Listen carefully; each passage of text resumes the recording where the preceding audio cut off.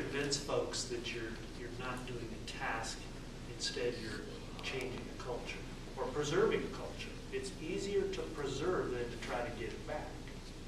And we are all used to sitting in meetings where we've got something to accomplish. This is different than that. And you've got to explain to people right up front. And an agenda goes along with that. What you're talking about is an agenda. In the environmental catalyst group, we had some folks show up who really wanted to sell us on something. Figured out, we don't have any vehicle to do that. They didn't come to very many meetings.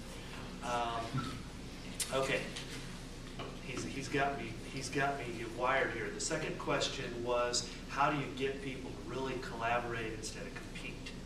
And prayer works. And you start off with prayer, and then remember the model: understand, then serve, then lead, then encourage. There's no way to compete with that model.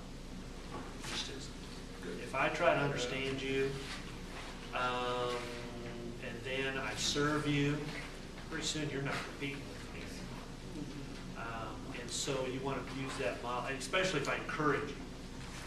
Now, I'm going to pick on some of the people that you're going to see tomorrow. Sue Head is just a bundle of energy, and she is one of those people who will do anything for you to serve you, and because of that, she's got great respect.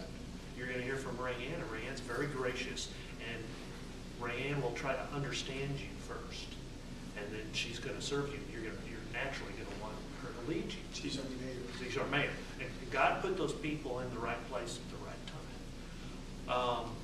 Everybody has a different personality. Jory is a bundle of energy.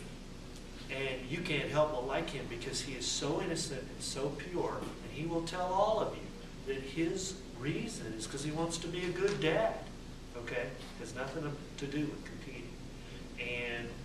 But it's understanding, serving, leading, encouraging, and then following. If I could tag on just a moment on that time thing, the event versus the process. The other thing, to the other end of that, is that so many times we are guilty in the church world or ministry worlds to think that once we start something, it has to go on forever, or we have failed. If the program stops, then we're a failure. And the one thing we've learned in catalyst groups is that they have life. They have a birth, they have process, ups and down, and they have death. And we have to be able to let it go and move on to the next thing. And you don't have to continue the process forever on the one problem. Use the process to solve other problems.